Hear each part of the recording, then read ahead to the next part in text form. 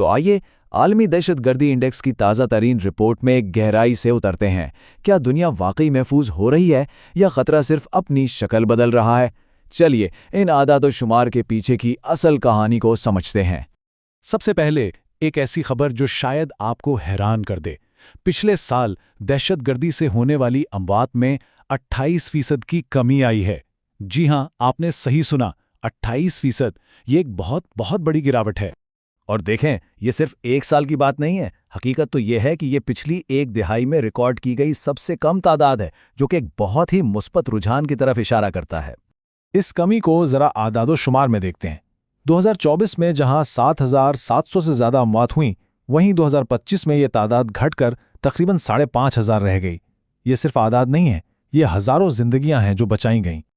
लेकिन कहानी यहां खत्म नहीं होती, क्योंकि अगरचे मजमूई तादाद कम हुई है, खतरे की नौइयत बदल रही है।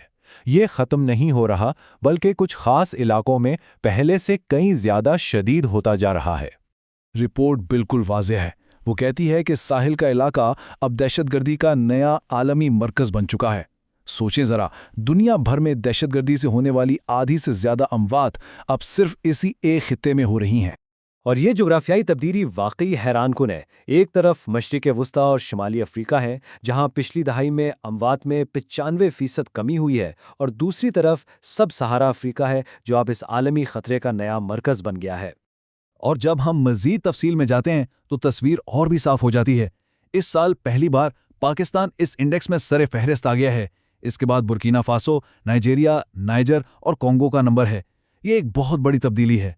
तो इस सब का असल मतलब क्या हुआ? मतलब यह है कि यह मसला अब चंद जगहों पर बहुत शदीद हो गया है।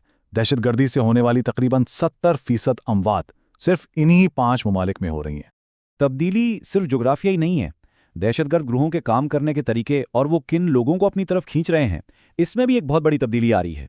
दुनिया के 4 सबसे मौलिक ग्रोह इस्लामिक स्टेट, JNIM, TTP और अल-शबाब मजमूई तौर पर 70% अमवात के जिम्मेदार हैं, लेकिन इनकी कार्रवाइयों के पीछे एक नया और काफ़ी तशवीशनाक रुझान पनप रहा है। और ये नया खतरा ज़्यादा ज़ाती है, ज़्यादा आसानी से पहुंचने वाला और शायद पहले से कहीं ज़्यादा खतरनाक भी है। ये हमारी डिजिटल दुनिया से आ रहा है। रिपोर्ट में जो अल्फाज इस्तेमाल हुए हैं वो बहुत संगीन हैं। नौजवानों में दहशतगर्दी का उभरना और डायनामिक टिकटॉक रेडिकलाइजेशन। जी हाँ, टिकटॉक। ये वो प्लेटफॉर्म्स हैं जिन्हें नौजवान रोज इस्तेमाल करते हैं, और अब ये इंतहा पसंदी के लिए एक नया मैदान जंग बन चुके हैं। और ये सिर्फ कोई थ्योरी नहीं है, आदाद और शुमार इसकी गवाही दे रहे हैं। 2021 से अब तक यूरोप और शुमाली अमेरिका में दहशतगर्दी से मुताल्लिक तहकीकात में नौजवानों की शमूलियत 3 गुना बढ़ गई है। ये एक इंतहाई परेशान-कुन बात है। ये सब हमें उस तरफ ले जाता है जिसे रिपोर्ट इंतहा पसंदी की 5वीं लहर कह रही है। एक ऐसा नया दौर जहां टेक्नोलॉजी दहशतगर्दी को नए और गैर मुतवक्के तरीकों से हवा दे रही है। तो इसका असल मतलब क्या है? इसका मतलब यह है कि इंतहा पसंदी अब किसी एक बड़े नज़रिए से नहीं चल रही, बल्कि ये ज़ाती नौयत की ऑनलाइन कहानियों और कम्युनिटीज़ के ज़रिए फैल रही है, जिसे एल्गोरिथम हर फर्द के लिए ख़ास तौर पर तैयार करता है। रिपोर्ट के मुताबिक टेक्नोलॉजी अब पेचीदगी बढ़ाने यानी कम्प्लेक्सिटी मल्टीप्लायर का काम कर रही है। आसान लफ्ज़ों में, ये कम वसाइल वाले सादा हमलों को भी कई ज़्यादा मुहल्लिक बना रही है। अब छोटे ग्रोहों या यहाँ तक कि अकेले फ़र्द के लिए भी बड़ा नुकसान पहुँचाना आसान हो गया है। मिसाल के तौर पर एक ड्रोन हमले को ही ले लें। निगरानी के लिए एक सस्ता ड्रोन, धमाका खेज मवाद पहुंचाने के लिए दूसरा, और फिर रिमोट से हमला। ये टेक्नोलॉजी अब आम दस्तयाब है, जिसने हमलों की राह में हायल रुकावटों को बहुत कम कर दिया है। और ये सिर्फ ड्रोन्स तक महदूद नहीं। मसनूई ज़हान से चलने वाला प्रोपेगेंडा, 3D प्रिंटेड हथियार, इनक्रिप्टेड कम्युनिकेशन और क्रिप्टोकरेंसी, ये सब वो नए डिजिटल हथियार हैं जो दहशतगर्दी के मंजरनामे को बिल्कुल नए सिरे से तश्कील दे रहे हैं।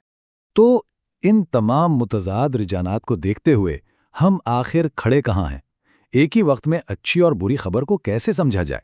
खुलासा यह है, आलमी सतह पर दहशतगर्दी में कमी आ रही है, जो बिलाशुबा एक बहुत अच्छी खबर है। लेकिन बुरी खबर यह है कि जहां ये अब भी मौजूद है, वहां ये पहले से ज़्यादा शदीद, ज़्यादा मरकूज़ और टेक्नोलॉजी की वजह से कहीं ज़्यादा खतरनाक हो चुकी है। और ये हमें एक बहुत अहम सवाल पर छोड़ जाता है। दहशतगर्दी का खतरा वाज़े तौर पर बदल चुका है। یہ وہ خطرہ نہیں جو ایک دہائی پہلے تھا۔ سوال یہ ہے کہ کیا اس سے نپٹنے کے لیے ہمارے طریقے، ہماری حکمت عملی اور ہمارا عالمی رد عمل بھی اس کے ساتھ ساتھ بدلا ہے؟